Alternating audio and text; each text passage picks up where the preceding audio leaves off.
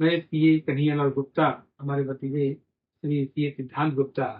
आज हम लोग के मन में एक ऐसा है कि एक टॉपिक बनाया जाए, जिसमें ऐसा है कि एज ए चार्टर्ड अकाउंटेंट बहुत सारी इंक्वायरी ऐसी आती है कि कुछ क्लाइंट जब हमारे कोई प्रॉपर्टी परचेज करते हैं और परचेज करते समय वो हमसे प्रश्न करते हैं कि मैं प्रॉपर्टी लेने जा रहा हूँ, तो आपके हिसाब से बताइए कि कोई ऐसा कंप्लायंसेस पार्ट तो नहीं है income tax point of view जो हमें परचेज करने के पहले और परचेज करने के बाद पूरा करना है। उस सब्जेक्ट के ऊपर हमने कुछ प्रश्न बनाए हैं। ये सिद्धांत गुप्ता जी ने कुछ प्रश्न बनाए हैं जो आपके बीच में रखना चाहता हूँ। सिद्धांत जी क्या है बताइए। मैं क्वेश्चन पूछते हैं सर से। बहुत टाइम क्या होता है कि जैसे हम कोई प्रॉपर्टी खरीदने जाते हैं तो क्या होता है कि अगर मैं लोन करवाने जा रहा हूँ उस पर, तो बैंक मुझे बोलते हैं 26 PV ला के दीजिए। फिर कुछ दिन के बाद जैसे हमारी एग्रीमेंट हो गई, सब कुछ ट्रांजेक्शन होने के बाद सेलर मुझे पूछने लगता है कि भाई फॉर्म 16B दीजिए। ये क्या है फॉर्म 16B 26 PV, ये फॉर्म्स क्यों आ रहे हैं? सिद्धांत जी देखिए, ऐसा है कि इनकम टैक्स एक्ट में एक सेक्शन है, सेक्शन 194IA, जो टीडीएस प्रोविजन है। उस टीडीएस प्रोविजन में क्या होता है कि आप जब भी कोई प्रॉपर्टी परचेज करते हैं और उस प्रॉपर्टी की प्राइस कीमत जब 50 लाख से ज्यादा होती है, तो उसके लिए आपको 1% टीडीएस डिडक्ट करना पड़ता है। और वो टीडीएस के कंप्लायंसेस को पूरा करने के लिए 26 क्यूबी एक स्टेटमेंट होता है, जो उसका डिटेल भरना पड़ता है, उसी को बोलते हैं 26 क्यूबी। ओके, तो इसकी कोई टाइम लिमिट होती है कब टाइम लिमिट ऐसा होता है कि जब आपका एग्रीमेंट होता है, ठीक है, जिस मंथ में होता है, तो 30 दिन के अंदर करना पड़ता है, वो मंथ एंड होने के बाद। ओके। तो उसके लिमिट 30 दिन बोल सकते हैं, from the end of the month in which you done agreement. Okay, means जैसे हो गया, हाँ, या तो मैं खुद से फाइल कर सकता हूँ, नहीं तो किसी से ऑफ कोर्स आप खुद से फाइल कर सकते हैं, लेकिन उसमें विशेष ध्यान रखना पड़ता है कि उसमें क्या होता है कि सेलर और परचेजर का पूरा डिटेल देना पड़ता है, प्रॉपर्टी का डिटेल देना पड़ता है, जो बहुत सारी चीजें ऐसे टेक्निकल है जो कभी कभी जो है परचेजर नहीं समझ पाता है। तो मेरा सजेशन है कि अगर सही जानकारी ना हो तो किसी भी कंसल्टेंट का मदद ले लीजिए, हेल्प ले लीजिए। बराबर। अच्छा, ये किस सिचुएशंस में ये कंपलसरी होते हैं? क्या हर बार मुझे 26 PV भरना होगा, या फिर जैसे मैं कोई प्रॉपर्टी खरीदूंगा हर बार मुझे भरना है, कि कैसे ही है? नहीं नहीं, मान लीजिए कि दो कंडीशन में हो सकते हैं। एक लमसम कंडीशन हो सकता है, जिसमें जैसे आपने प्रॉपर्टी जिससे डील की, आपने टोटल वैल्यू के ऊपर 1% टीडीएस आपने पे कर दिया, आपकी जिम्मेदारी खत्म हो गई। ठीक है। उस कंडीशन में क्या होता है कि पार्ट पार्ट पेमेंट करते हैं, तो उस कंडीशन में भी आप पार्ट पार्ट के तौर पे 26 क्यूबी फाइल कर सकते हैं। बशर्ते मेरी प्रॉपर्टी की वैल्यू मोर देन 50 लाख, तो वो आपको ध्यान रखना है कि 50 लाख से ऊपर होना ही चाहिए आपकी प्रॉपर्टी की कीमत। अच्छा, तो ये जो बोला जा रहा है कि 194IA में टीडीएस डिडक्ट करना है, टीडीएस पे करना है, तो ये किसकी जिम्मेदारी है? ये प्योरली जो परचेज कर रहे हैं प्रॉपर्टी, हाँ, ये उनकी जिम्मेदारी है कि वो टाइमली उसको कंप्लायंसेस करें। ओके। तो अच्छा, ये अमाउंट जो है, ये 1% किस पे लगता है? 1% ऑफ अपना जो मैं पेमेंट दे रहा हूँ उनको उस पे लगेगा, या फिर जो मार्केट वैल्यू उस पे लगेगी, कि किस पे 1% लगेगा? देखिए, जो एग्रीमेंट वैल्यू होता है वो आपका बेस रहता है, लेकिन आपको एक बात ध्यान रखना है, कभी कभी क्या होता है कि एग्रीमेंट वैल्यू जो है हमारे स्टैम्प ड्यूटी वैल्यू से भी कम हो जाता है। तो उस कंडीशन में स्टैम्प वैल्यू जो होती है, मतलब स्टैम्प ड्यूटी की जो वैल्यू होती है, इट मीन की जो मार्केट वैल्यू बोल सकते हैं, मार्केट वैल्यू और agreement value whichever is higher. Okay, तो जो ज्यादा वैल्यू रहेगा उसके ऊपर आपको 1% का टीडीएस भरना है।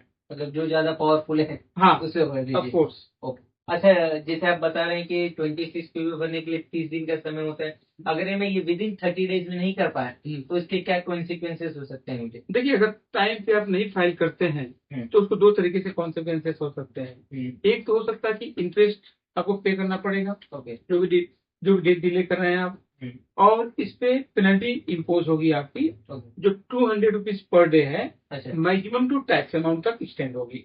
ओके। हाँ, मीन्स अगर 50 लाख का प्रॉपर्टी है, हाँ, मोर देन 50 लाख का, जैसे 51 लाख की मेरी प्रॉपर्टी है, तो उस पर टीडीएस 1% के हिसाब से 51,000 आ गया आपका। तो अगर मैं साल भर भी लेट कर देता हूँ, हाँ, तो मेरी लेट फीस 51,000 तक रहेगी रहेगी। ओके। बस ऐसे इंटरेस्ट जो है मुझे कंटिन्यू लगेगा for the next period. Yes, होगी आपकी। अच्छा, अगला क्वेश्चन वही था मेरा कि अगर प्रॉपर्टी 59 लाख के नीचे रहेंगी तो उस पर तो अप्लीकेबल है ही नहीं। 49 लाख। 49 लाख के नीचे रहेगी तो उस पर अप्लीकेबल होगा ही। बिल्कुल। बराबर ना? अच्छा अच्छा, एग्जैक्ट 50 रहेगा तो भी मुझे देना पड़ेगा, नहीं देना पड़ेगा? एग्जैक्ट 50 है तो भी आपको नहीं देना है। ओके, ठीक है, मतलब कि आधा करोड़ भी है हाँ तो उस पे नहीं देना। हाँ। ठीक, ये तो हमने बात कर ली कि इंस्टॉलमेंट में है एक कि बार कैसे करके। 50 लाख की जो वैल्यू है हाँ एग्जैक्ट, वो एक हाँ, बार चेक कर लिए। नहीं नहीं, बराबर है? बराबर है। और दूसरा है अपना, अगर दो बायर या फिर दो सेलर रहेंगे हम्म। तो मुझे कितना 26 क्यूबिक करना पड़ेगा? अब मार्केट में तो ऐसा भी होता है कि जैसे मैं हूँ, मेरी वाइफ हो गई और मेरे पापा हो गए, हम तीनों लोग मिलकर प्रॉपर्टी में आ गए, सेलर बायर की साइड में 3 लोग हो गए, सेलर एक ही पर्सन है। तो बहुत टाइम क्या है कि मैं मेजर पर्सन हूँ, खाली बाकी लोग का 2 जन का नाम जो है खाली नाम के लिए मैंने डाला। तो क्या हम तीनों को 26 क्यूबिक भरना चाहिए क्या? अगर मैं भी भर दूंगा तो ही चलेगा? नहीं नहीं, देखिए लॉजिकली आपको तीनों का करना पड़ेगा। ओके। इसका रीजन क्या है कि अगर प्रॉपर्टी की वैल्यू 30 लाख से ज्यादा है, ठीक है, तो वो हाई वैल्यू ट्रांजेक्शन में आ जाता है। ओके।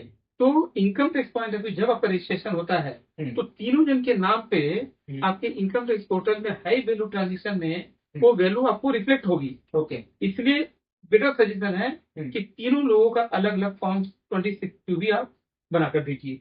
भले पेमेंट में मेरे पेमेंट आप करते हो क्या हुआ, लेकिन आपको बनाकर देना चाहिए। अच्छा, ये सेफर साइड की सेपरेट साइड की, अदरवाइज क्या होगा कि हम्म। जो आपने प्रॉपर्टी परचेज की है और आपका रिटर्न फाइल नहीं हो रहा है या तो उसका डिटेल नहीं डाला आपने, तो वो प्रॉपर्टी इनकम टैक्स के थ्रू जो है वो अनरिकॉर्डेड मानी जाएगी और आपको उसकी नोटिस आ सकती है। ओके। अच्छा, एक दूसरा ये है कि जैसे पेमेंट तो कर दिया मैंने, हाँ, तो अब सेलर को मुझे क्या क्या देना होगा कि मैं अपनी जिम्मेदारी से हट जाऊं कि मैंने अपना सारा काम कर लिया है? जब आप फॉर्म 16 भी दे देते हैं तो आपकी सारी जिम्मेदारी डिस्चार्ज हो जाती है। ओके। हाँ, 26 क्यू भी स्टेटमेंट जिसको बोलते हैं, चालान आपने पहले दे दिए, हाँ। उस बेसिस पे आप 16 बी इश्यू कर दीजिए तो आपकी सारी जिम्मेदारी खत्म हो जाती है। मतलब 3 डॉक्यूमेंट्स उनको दे दूंगा तो हाँ। मेरा सारी जिम्मेदारी जिम्मेदारी मेरी खत्म हो जाएगी। अच्छा, अगला क्वेश्चन तो मैंने पूछ लिया कि ये किस, अच्छा ये जो एक केस होती है जिसे मैं प्रॉपर्टी खरीदने जा रहा हूँ, हाँ। तो ये तो हो गया मैं नॉर्मल पब्लिक से खरीद रहा हूँ। अगर किसी एनआरआई से मैं खरीदूंगा जो अभी आउटसाइड इंडिया रहते हैं और from the income tax of point वो एनआरआई हो चुके हैं, नॉन रेसिडेंट है, तो उस केस में कुछ स्पेसिफिक पॉइंट्स का मुझे ध्यान देना है कि कैसे है? हाँ, उस कंडीशन में क्या होता है जब एनआरआई से परचेज करते हैं आप, तो उसमें क्या होता है कि जो परचेज करने वाला होता है उसको 10 नंबर लेना पड़ता है। ओके। लेकिन ये ध्यान रखना है इनकी जो टीडीएस डिडक्शन का जो अमाउंट है वो डिफरेंट हो सकती है। वो 12.5 से लेके 30% तक हो सकती है, डिपेंड अपॉन द क्राइटेरिया। अच्छा। लेकिन ये कंडीशन जो 10 वाला है, इस नए बजट के हिसाब से आगे चल के आपको 10 नंबर निकालने की जरूरत नहीं है। गवर्नमेंट ने सिंप्लीफाई किया है, लेकिन उसमें प्रिकॉशन लेके ही आपको काम करना है। अच्छा, जो बजट में बोला गया था 1 अक्टूबर 2026 से, हाँ, तो उसके बाद आपको 10 नंबर निकालने की जरूरत नहीं, आप सिंपली उसकी प्रोविजन कर सकते हैं। तो नॉर्मल जैसे हम 26 भी भरते हैं, हो सकता है उसके लिए कोई फॉर्म लेके आए तो उसके हिसाब से बनना रहेगा। ओके, ठीक है। नहीं तो एक पॉइंट और मैं बताना चाहता हूँ कि बहुत सारे क्लाइंट ऐसे हैं कि जो प्रॉपर्टी तो परचेज कर लेते हैं, हाँ, और उनका आईटीआर फाइल नहीं करते हैं। उस कंडीशन में वो ना तो कभी 26 क्यूबी के लिए डिमांड करते हैं और ना फॉर्म 16 बी के लिए डिमांड करते हैं। लेकिन वो जब लोन के लिए जाते हैं तो वो जब रिक्वायरमेंट आती है लोन की तो फॉर्म सबमिट कर देंगे, करते हैं, लेकिन वो आईटीआर फाइल नहीं करते हैं। तो मैं उन सभी के लिए एक रिक्वेस्ट करूंगा कि ये सारे रिकॉर्ड जो है इनकम टैक्स पोर्टल पे आपके नाम से हाई वैल्यू ट्रांजेक्शन में आ जाते हैं, चाहे आपके नाम पे हो, चाहे आपकी फैमिली के नाम पे, चाहे किसी के नाम पे भी हो। और वो क्या होता है कि जब आप रिटर्न फाइल नहीं करते, जब रिटर्न नहीं भरते हैं, तो वहां से आपको नोटिस आती है जिसको अनएक्सप्लेन इनकम 69A के थ्रू वो बोलते हैं कि आप इसमें कंपोजिशन करते हैं, वो टैक्स भरिए। तो मैं सभी लोग से रिक्वेस्ट करता हूँ कि जब भी आप कोई प्रॉपर्टी का डील करते हैं तो जो भी आपके कंसल्टेंट टैक्स सलाहकार हैं उनसे राय मशवरा कीजिए और नेसेसरी डॉक्यूमेंट का कंप्लायंसेस पार्ट आप जरूर कीजिए। और कोई भी डाउट है, अगर दुविधा है तो हम कभी भी हमको आप अगर कमेंट कर देते हैं तो हम अपने तरफ से कोशिश करेंगे कि वो प्रॉब्लम आपकी सॉल्व की जाए।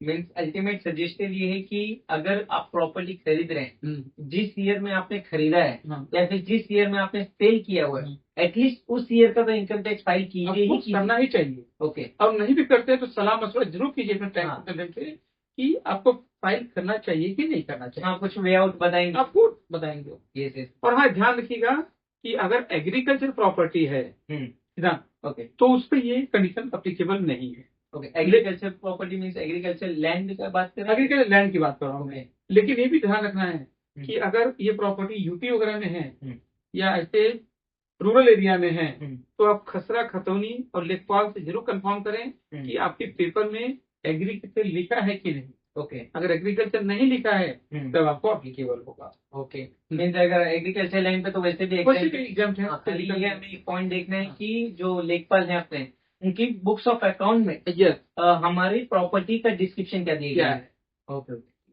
ठीक है, बहुत ही वैल्यूएबल इंफॉर्मेशन। चलिए, Thank you. धन्यवाद।